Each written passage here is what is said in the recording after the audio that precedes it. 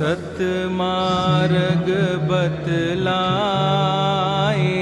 कोई बिरला ही वहाँ जाए। गुरुमुख बानी उपजे, शीस साच करमान, यही विधि फंदा छूटी है और जुगत नयान।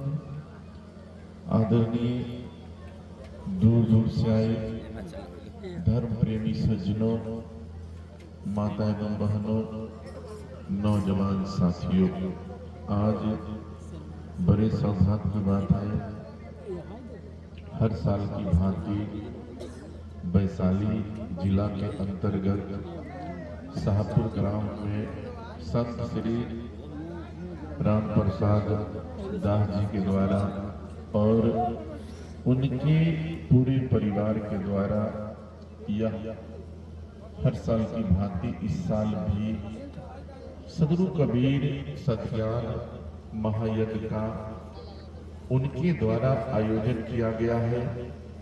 इसी संदर्भ में हम लोग बहुत समय से भजन के माध्यम से हो, उपदेश के माध्यम से हो, सदगुरु कबीर साहब के विचारों को सुन रहे थे। इसी संदर्भ में साहब के विचारों में से एक दो पंक्ति को रख रहा हूं। बोलिए सदगुरु कबीर साहिब की। लगता है जो आप लोग सत्संग में नहीं आए हैं या भोजन सुबह से नहीं किए, हम लोग सत्संग में बैठे हुए हैं। एक बार बुलंद आवाज में उद्घोष कीजिए, बोलिए सदगुरु कबीर साहिब की जय। साहिब इशारा करते हैं, मानुष देहिया पाई के, मानुष देहिया पाई के, चुके न अब की बार, जाए परे भवचक्र में सहे घनेरी मार। सदगुरु कबीर साहब इशारा करते हैं, इसका जो जीवन मिला है, इस जीवन में अगर हम अपने विचार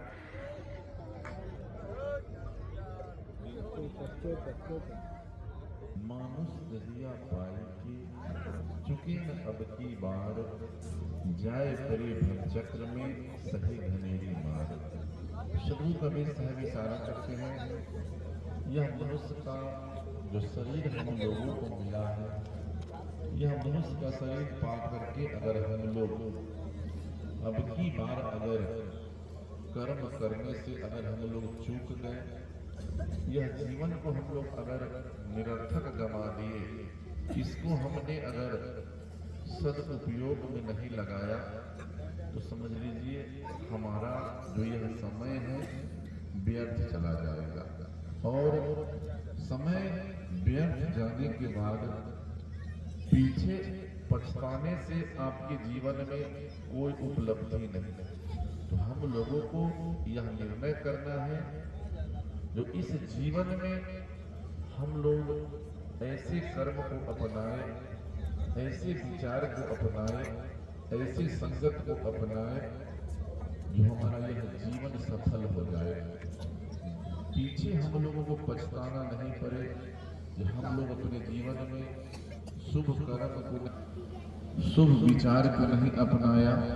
इसके लिए हम लोगों को हर बिंदु पर, हर पहलू पर विचार करना होगा, क्योंकि इस संसार के अंदर भक्ति अगर करने के लिए चले हैं, तो हम लोगों को जीवन में बहुत सारी परेशानी भी आता है, भक्ति करने में बहुत सारी बाधाएं भी आता है, लेकिन सारे बाधा को, कष्ट को सहते हुए हम लोगों को भक्ति अगर करना है, तो मान, प्रतिष्ठा, पद ये सब जितने भी भौतिक सुख है, इसको छोड़ करके हम लोगों को परमात्मा के शरण में, सदगुरु के शरण में जाना पड़ेगा।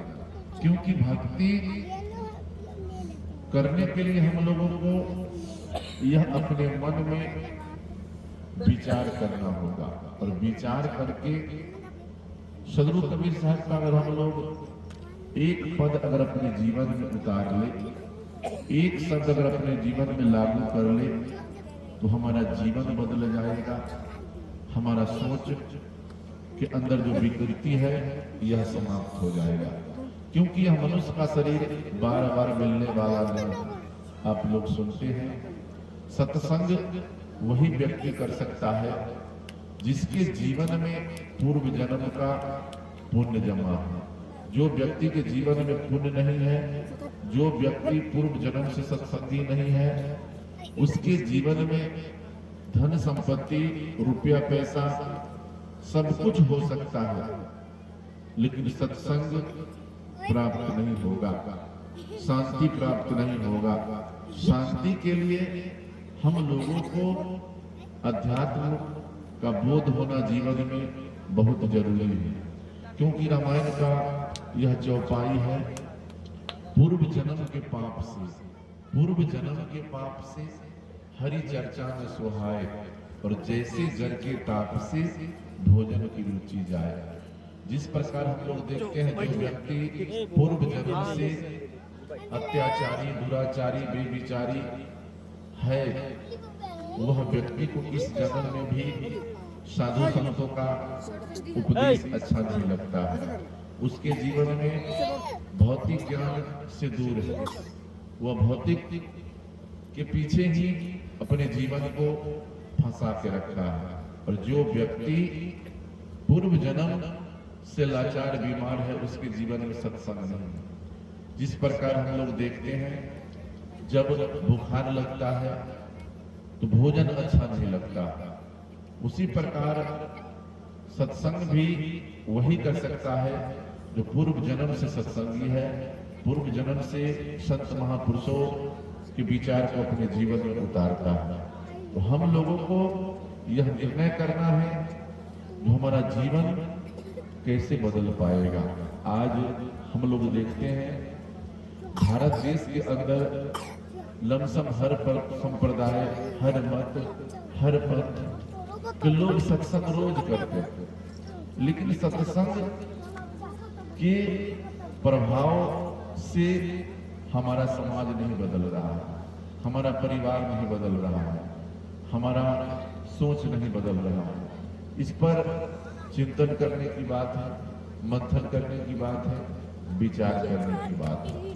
तो हम लोगों को यह निर्णय लेना पड़ेगा, जिस प्रकार हम लोग यह भौतिक जीवन में भोजन के बिना यह शरीर नहीं चल सकता, वस्त्र के बिना यह शरीर नहीं रह सकता है, घर मकान के बिना यह शरीर नहीं रह सकता है, सुख सुविधा के बगैर नहीं रह सकता है।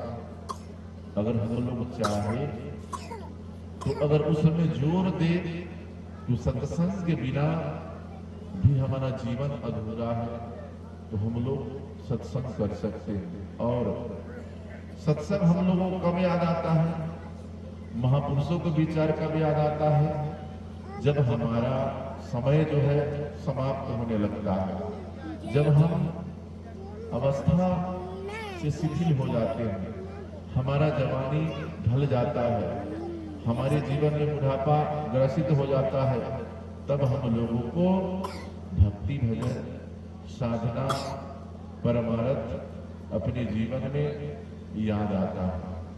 तो विचार करके देखिए, जो व्यक्ति अपने जीवन अवस्था में अपने समय के अनुकूल सत्संग में नहीं गया, सत्संग नहीं किया, तो चौथापन में सत्संग नहीं होगा।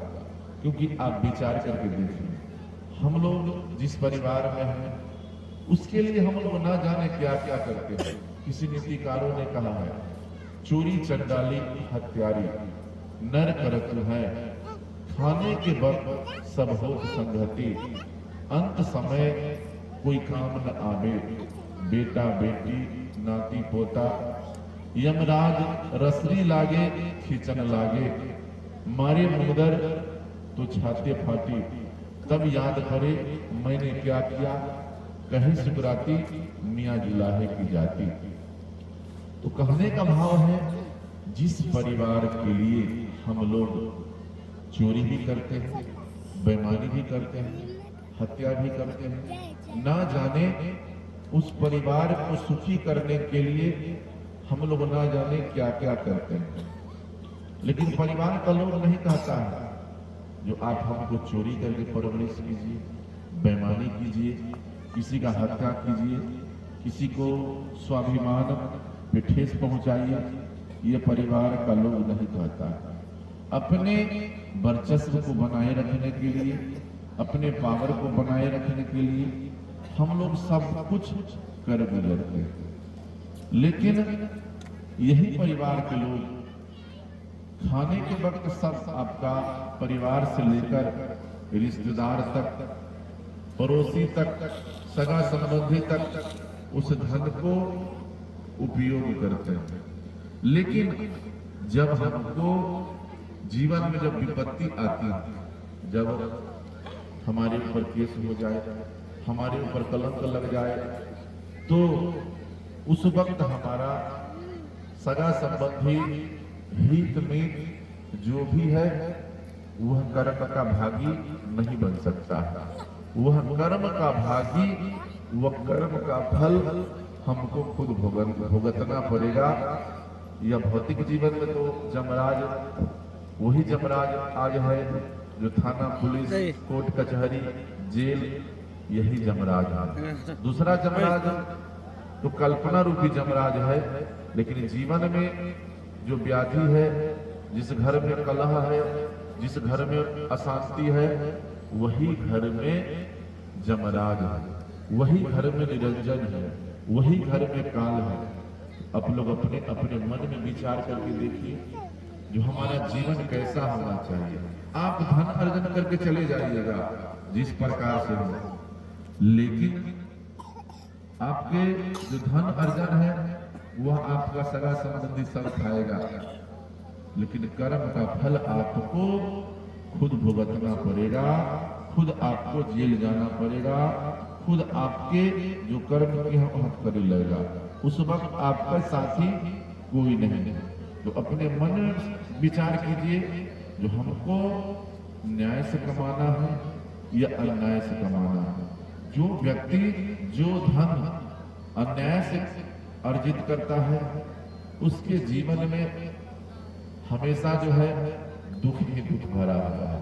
और जो व्यक्ति सत्य के द्वारा, सेवा के द्वारा, मेहनत के द्वारा, अपने सद्विचार के द्वारा जो धन को अर्जन करता है उसके जीवन में हमेशा सुख ही सुख है। हम लोगों को यह निर्णय करना है जो अगर हम लोग अपने जीवन को नहीं बदल पाएंगे, अपने विचार को नहीं बदल पाएंगे, तो बाद में हम लोगों को पछताना पड़ेगा।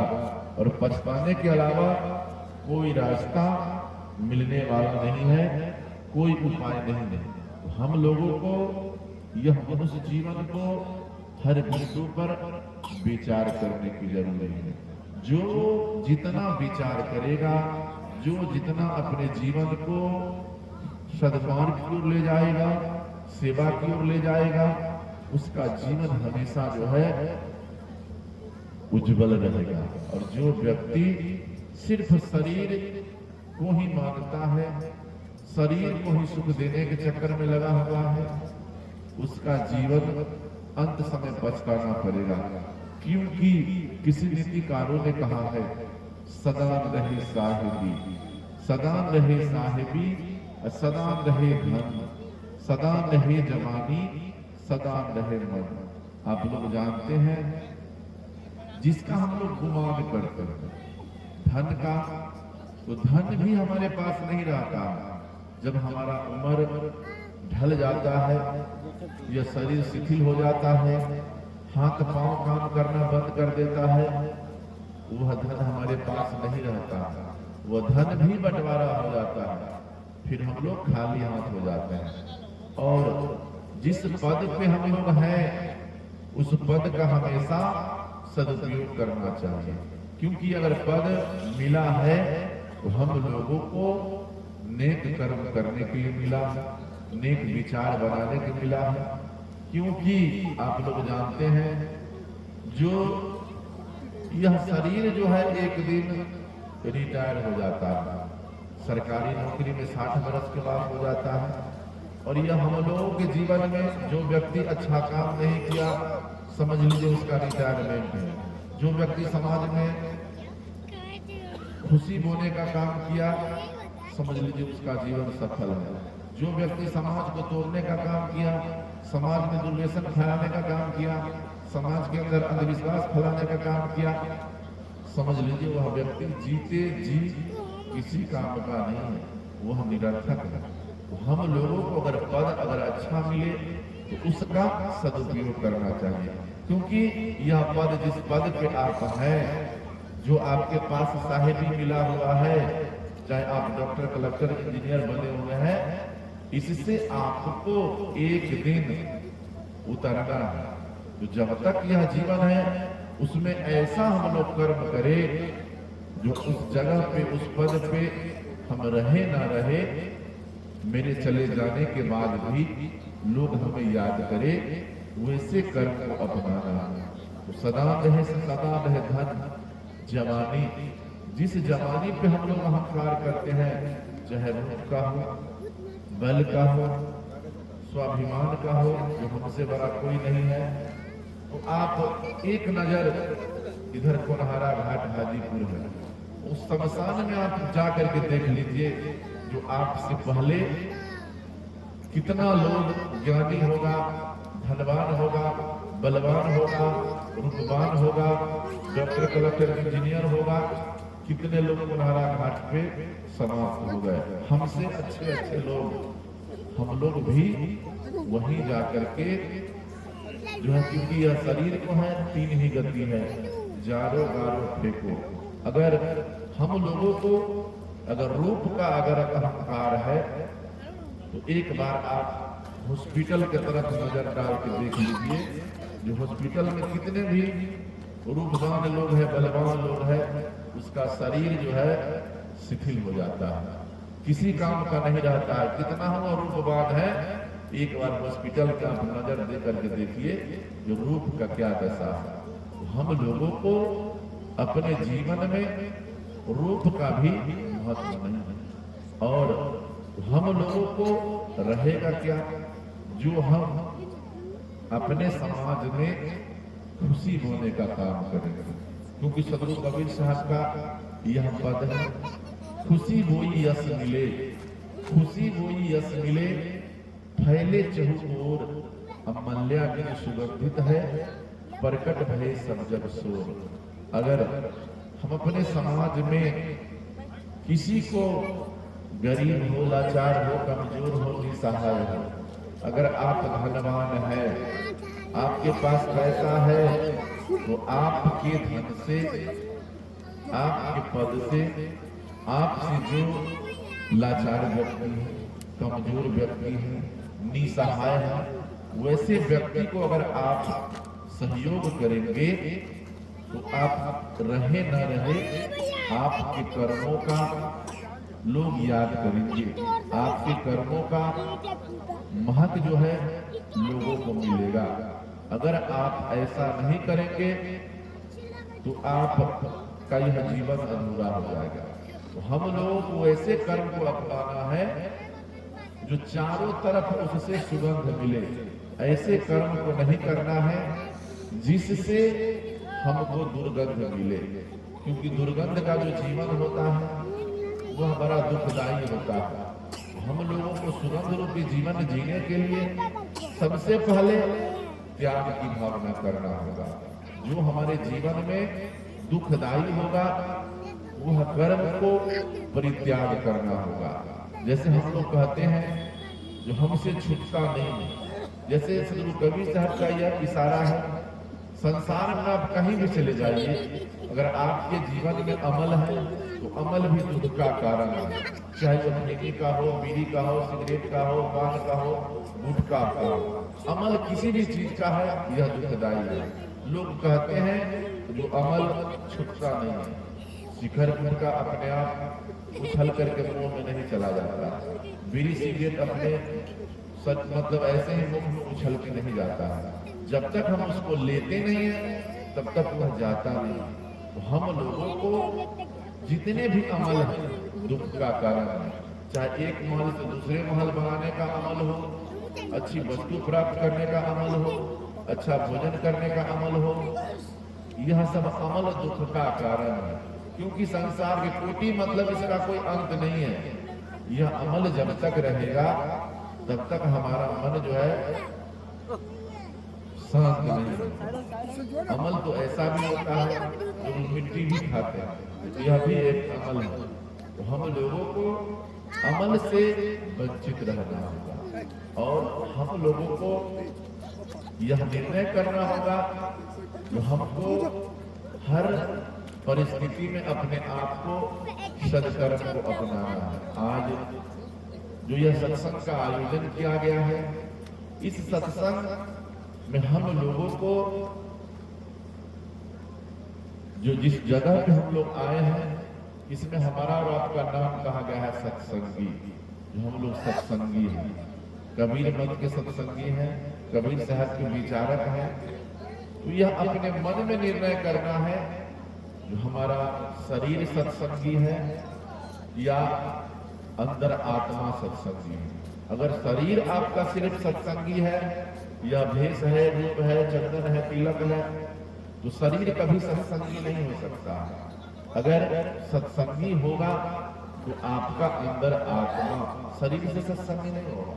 उजला कपड़ा मार्केट में मिलता है, उसको कोई भी खरीद करके पहन सकता है, लेकिन सद्ज्ञान सद्मार्ग जो है, जब तक हम लोग संत गुरुजन के सानिध्य में नहीं जाएंगे तब तक हम लोगों को सत्संग की प्राप्ति नहीं होगा। तो हम लोग अपने मन में विचार करके देखिए, अगर शरीर सिर्फ सत्संगी है तो हम लोगों को आत्मा को सत्संगी बनाना होगा और आत्मा से जो काम होता है वह सत्य होता है। और शरीर से होता है, या शरीर तो नाशवान है, या शरीर में कफ पित्त वायु मलमूत्र भरा हुआ है, इसमें नाना प्रकार का विकार है, इसमें कोई ऐसा वस्तु नहीं है शरीर में जिससे लोगों को घिरना नहीं है। पसीना चलता है उससे भी हम लोगों को घिरना आता है। घिरना किस चीज से नहीं आता है? ज्ञान से, विचार से। जिसका जितना ज्ञान बड़ा है, स्वभाव बड़ा है, सोच बड़ा है, वही व्यक्ति रूपवान है।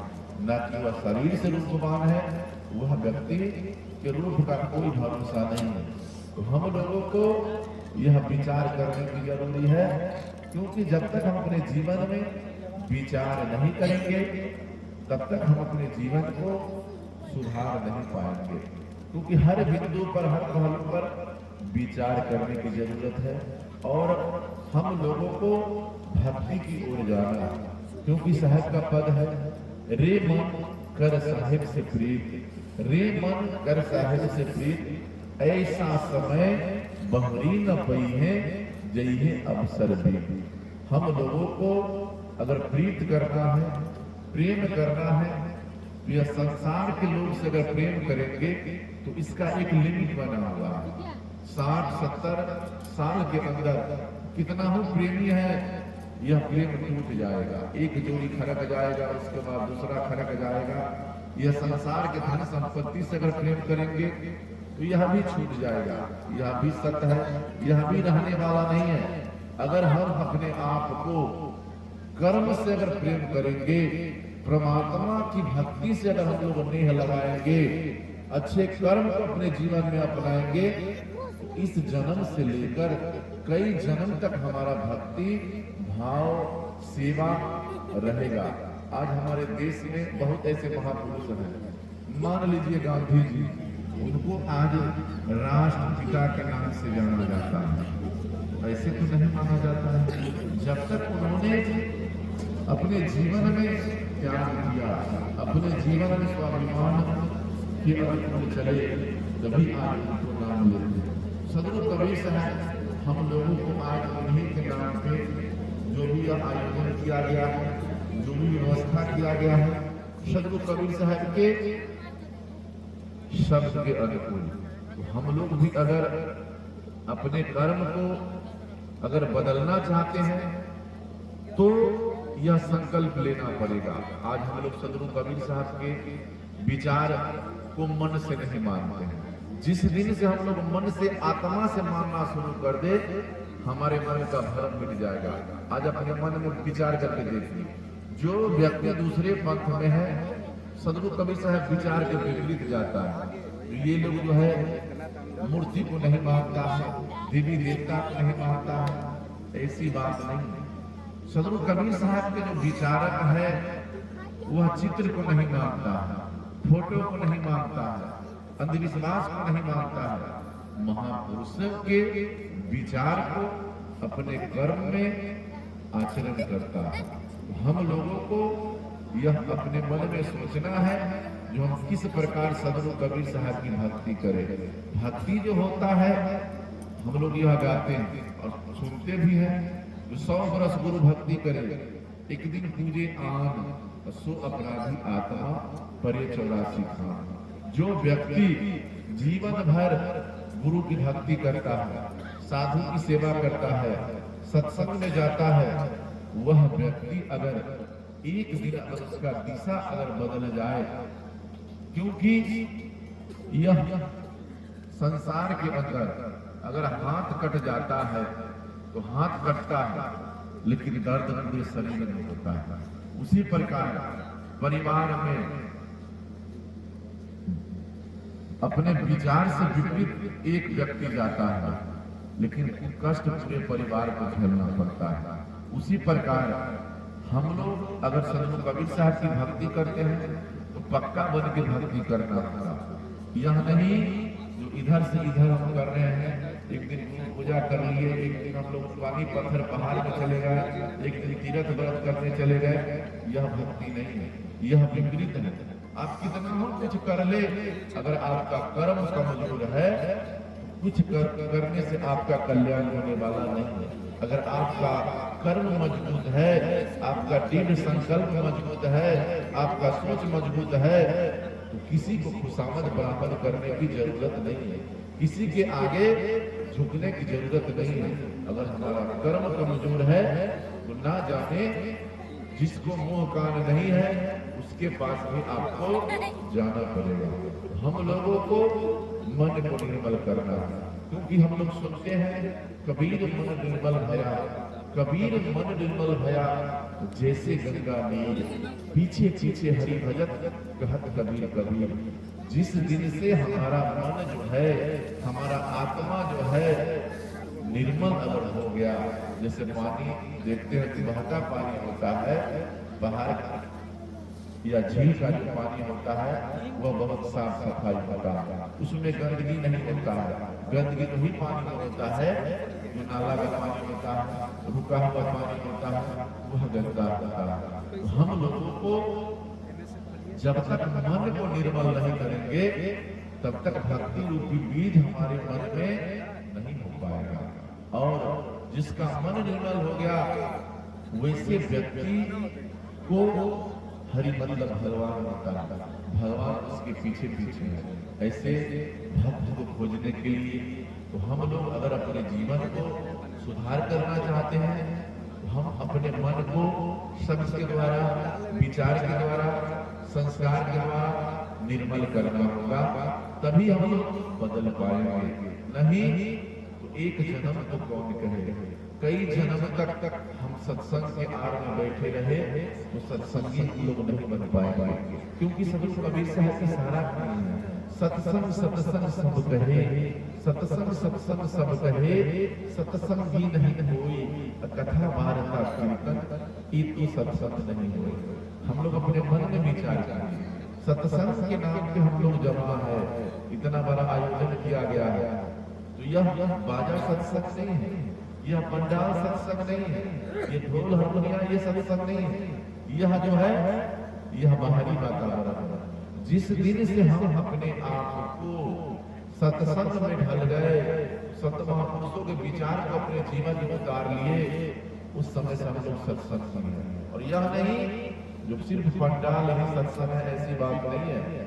आपके मन में अगर 24 घंटा, एक बार होता है 3 घंटा 8 तिरी 24 घंटा हमारे मन में यह भाव रहे कि हमारे यह तन से, हमारे मन से, हमारे वचन से, हमारे धन से किसी व्यक्ति का अपकार नहीं हो। यह भी एक सत्संग है। यह हमारे मन में रहे जो हम किसी को दुख नहीं दे, यह भी एक सत्संग है। तो अपने अपने मन में विचार करके देखिए, जो आठों पहर का मतलब 24 घंटा आपके मन में क्या चलता है, अपने आप सत्संग हो जाएगा। और इस संसार के अंदर प्रेम के बिना भी काम चलने वाला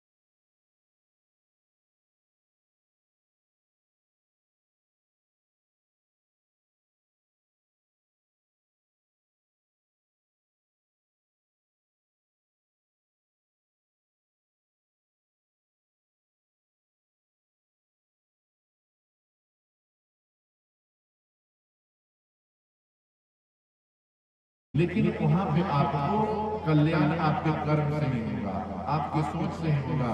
कहीं भी आप जाइएगा जब फिर आपको जो आपका असली जगह है वहीं आपको आना पड़ेगा। हम लोगों को अपने घर को तीर्थ बनाना है, अपने घर को मंदिर बनाना है, अपने सोच को स्वर्ग बनाना है, तभी हम आगे बढ़ सकते हैं। नहीं तो बाहर की दुनिया में कहीं कहीं नहीं है। यह सब मनुष्य के बनाया हुआ, यह सब जितने भी हम लोग दृष्टि से देख रहे हैं, यह सब माया है। एक दिन छूट जाएगा तो हम लोगों को छूट ही जाएगा, उसके बंधन में क्या फंसना है। और जब तक हम लोग बंधन कटेगा नहीं तब तक मुक्ति नहीं होगा। आप लोग अपने मन में देखिए हम कहाँ पे बंधन में फंसे हुए हैं। और बंधन तभी मुक्त होगा जब तक आपको जो है अध्यात्म का बोध होगा, सत्संग का बोध होगा।